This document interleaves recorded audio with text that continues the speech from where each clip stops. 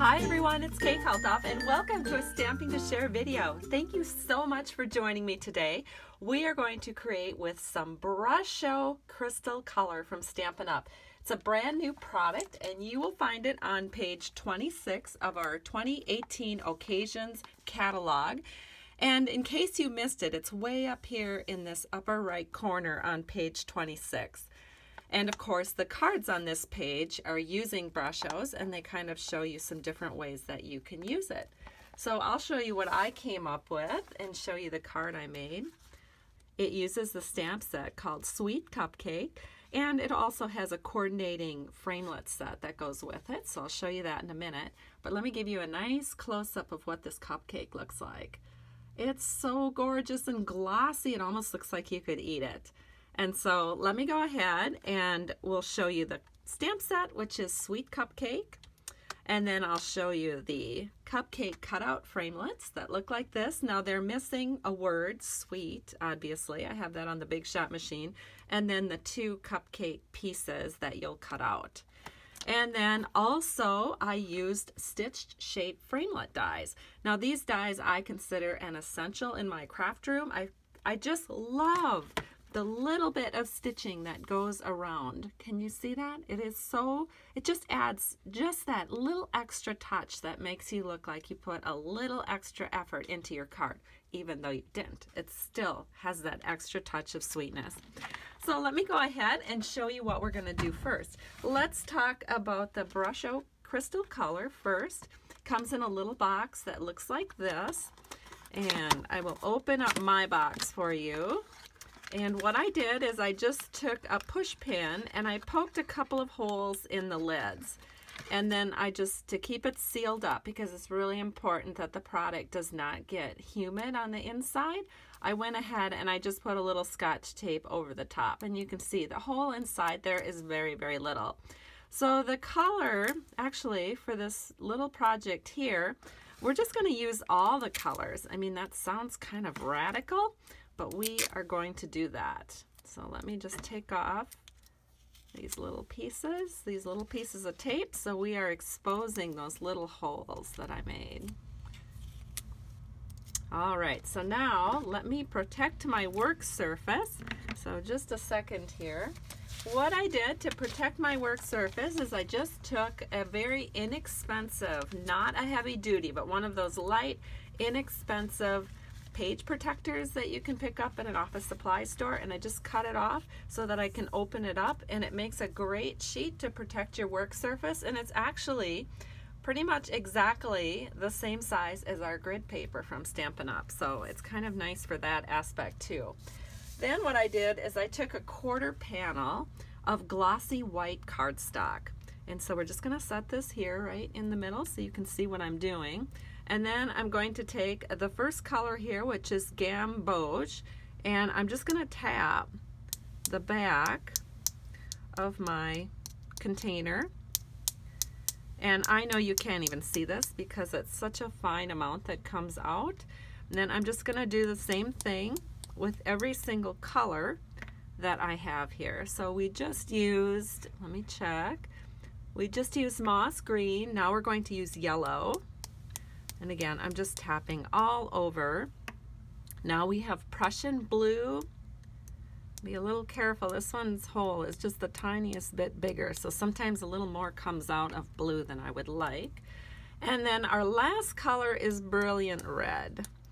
I'm going to add some Brilliant Red to this piece of glossy cardstock. There we go, and I think that's pretty much done. You're going to be shocked and amazed, but let me bring this up very carefully to the camera. And I don't even know if you can tell, but there are very, very few dots of color on this big, big, expansive piece of glossy paper. But with Brusho color, the color is very intense, so you don't need a lot. Now what I'm going to do is I have some water in a Stampin' Up spritzer. I'm just going to take off the cap. I'm going to make sure I'm aiming it in the right direction and making sure that my hand is pretty far away from the actual paper, because I don't want to get a big glob of water just in one spot. I want a nice kind of overall mist. I'm going to lift it away from the paper quite a ways, and then I'm going to do my stamping or my spritzing of the water. So I can keep going until I see the color coming out. And I'll just keep going here until everything is nice and misted. And I can bring this in a little closer so that you can see how amazing this looks. All right, so it's ready to go. It's all spritzed and now it just needs to dry. So I'm gonna hold this up to the camera very carefully. Can you see all that fun, amazing, gorgeous color? Now, had I put more water on this, it would be much more, what would you call it? It would be much more run together, but I really don't care for a real run together look. I want to keep this very sort of looks like sprinkles because we're making a cupcake. And so I'm going to set this aside and let that dry. And then what I can do is I can just go in with a Kleenex and I will wipe off my mat. And now I would be ready for my next project where I'm going to do another project with Brusho. So that actually worked pretty good. Just an ordinary, inexpensive page protector to protect my work surface. So now let's get started making this card. The first thing that I have that we need to put this card together is some powder pink paper. This is 5.5 by 8.5, scored at 4 1/4. Just going to fold that towards the score line here. I'm going to use my bone folder to make a nice crease so that the card lies flat for us. Then we're going to go ahead and do the inside panel. So I have a piece of Very Vanilla. I'm going to bring my Stampin' mat into the picture and take this little tag off, and then we can go ahead and stamp the inside sentiment. So I have some Pool Party, and I'm going to stamp the words, "You're the icing on my cupcake." I just love this. I think it's such a nice sentiment to give to people who are maybe family members that have supported you in some way, or it would be a great Valentine card for a friend, because I'll bring the card in real quickly. You'll notice that the front says sweet with a perfect picture here of a cupcake, and then the inside just works so great with that sentiment on the outside, and it can be used for so many different occasions. I love that Stampin' Up! Keeps a lot of their sentiments sort of flexible like that, so you can use them for a lot of different things. So now I'm going to just put some snail on the back of this, and then we're going to open up this card base and we're going to put it on the inside panel, and the inside panel is done. So now let me show you the front panel. So we're going to be working with a piece of Very Vanilla paper, again cut the exact same size, 4 by 5 1/4. And the first thing I'm going to do is I'm going to go ahead, I'm going to take some powder pink shimmer ribbon, and we're just going to cut that a little bit longer than the width of our card here, and then I'm going to cut another piece for the tall side, and I'll show you why in a second. So I'm going to set this taller ribbon aside, and then I'm just going to go ahead and do a ribbon wrap. So I'll just secure that with Scotch tape. All right, that's been secured with Scotch tape. Now I'm going to take that longer piece, and the reason I wanted it longer is because when I do my tie around, this is a pretty thick ribbon. I mean, it's a little bit stiffer, so we need a little bit more fabric to kind of make it work the way I want it to work. So I'm just doing a tie on here, and once I get this looking, yeah, I think that looks pretty good, then I can go ahead and I'll just trim off the excess. And one of the reasons I like doing tie-ons is because I know I'm going to be putting a cupcake right over here. So this is kind of nice because I can move this around to exactly where I want it. So for now, I'm just going to move it over here to this left side. And now we're going to work on getting that sweet in place. And so let me show you what we need to do. I just took a piece of scrap. This is, let's see, let me tell you the dimensions here. It's 1 3/4 by 4 inches, and it's just a piece of scrap powder pink. You could really use any size. And then I took some Sizzix permanent adhesive sheets, and this is actually called our multi-purpose adhesive sheets if you're looking in our Stampin' Up! Annual catalog. And this is great for those dies that have very, very skinny little lines to them. Let me show you, like this word sweet. See how thin that is? That's really hard to glue down. But if we put one of these multi-purpose adhesive sheets on the back of our scrap paper that we're going to run through the Big Shot, it makes it really, really easy to adhere. So let me show you what it looks like. Here it is. I use my magnetic platform. I have a cut plate and then my sweet, and on the back I have that multi-purpose adhesive sheet. So I'm just going to peel that off. And then sometimes what I like to do is just take a, oh, I don't even need to use it, it come right down. But sometimes if that gets stuck in there, just take your paper piercing tool and you can poke that right out. So I'll just pull out these little excess pieces, and now that's ready for the top of our card. But before I actually glue that down, I want to have my oval and my other pieces in place. So we're just going to set that aside for a minute, and we're going to work with the rest of the Big Shot items. So the rest of the Big Shot items are these, and we have the magnetic platform, we have the cut plate, and then of course we're using those dies that I talked about in the beginning of the video. We have the largest oval cutout, and that's our stitch shape oval, so you'll see the stitching around the outside. And then we have a piece of scrap Sahara sand, and all I've done is gone ahead and stamped it in soft suede. So I used the little cupcake liner and stamped it in soft suede. So here's that little piece. And then this is a piece that I was working with earlier, and we have our little sprinkles. And so now I'm going to stamp the swirls on that to make it look a little more like frosting. Now you'll notice here my swirls are more together, less like confetti, which is the look I was going for. But that's the thing, you'll learn as you work with Brusho. It's very difficult to make two pieces look exactly the same. So instead of thinking of Brusho as kind of like a craft medium, think of it as more of a fine art medium, in that every single thing that you do with it is going to look slightly different. And that's what fine art is all about, is doing things that are truly and totally unique. And so that's what our cupcake is going to look like. It's going to look different than the first one that I made. Okay, so let's go ahead and put this onto our oval. So I'm going to do that with dimensionals. Well, actually, I take that back. Let's go ahead and get this stamped first. So I am going to use Pool Party ink, and I'm going to use my little cupcake topper. And you might notice that there are actually 3 different cupcake toppers to choose from. That's because this is like a 2-step stamping or 3-step stamping set where you can use different colors and get different effects. Well, I am going to use the very top layer, which just gives the very lightest of lines to my image. And it may not even show up at all initially when I stamp it, but it does show up a little better after it's dried. And so there's my cupcake topper, and I'm just going to line it up right over the top of what we just cut out.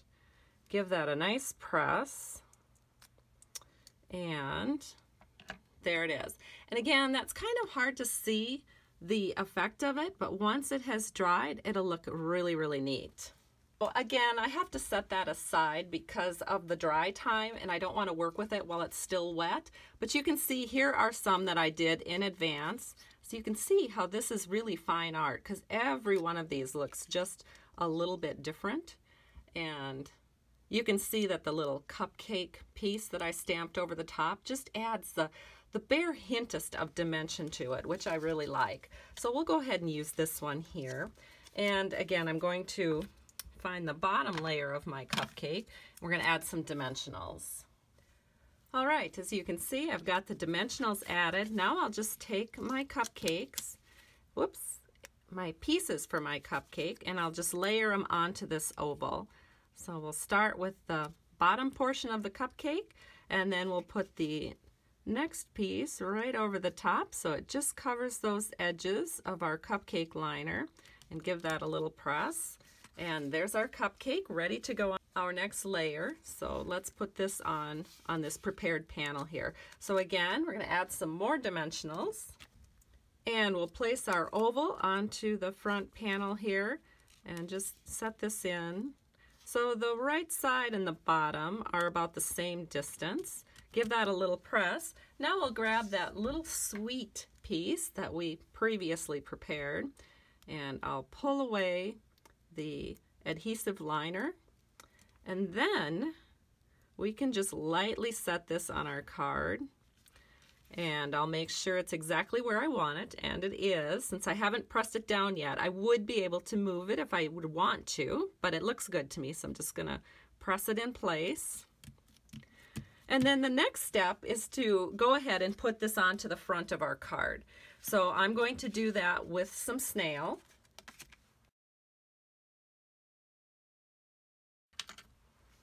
And now we'll bring the front of the card in here, and we'll just layer this in so that all four borders are nice and even.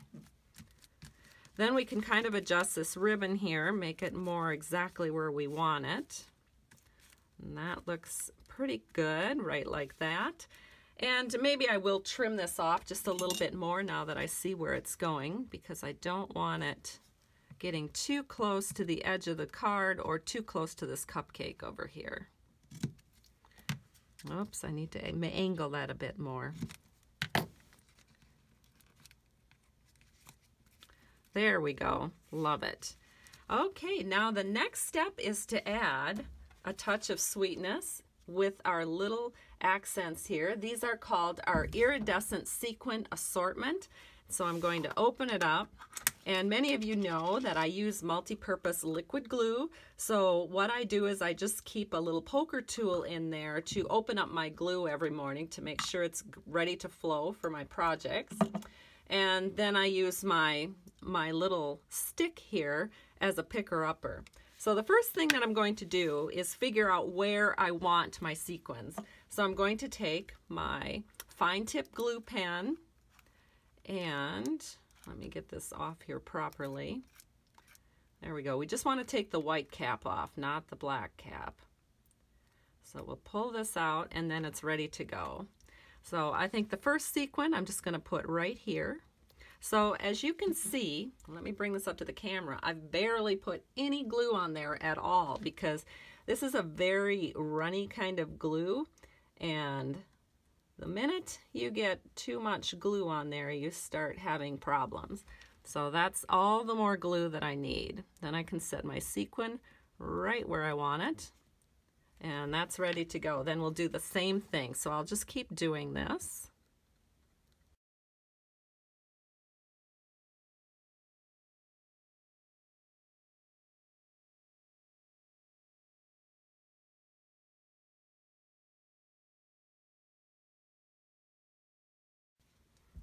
And now I have all the sequins in place, as you can see. I want to make sure they're good and dry before I hold the card up. But the next key to this project is make sure that you get your fine tip glue pen correctly, the cap correctly put back on. Otherwise you won't be able to use the glue pen the next time because it will dry shut. So I like to hold this little needle nose part right up to my finger, and then the other piece to my finger, and that helps me get it on a little better. And there we go. And then I tighten it up, and then we store it. So let me put these sequins away before I accidentally tip those over or something, and let me bring the cards in here that we created for this video.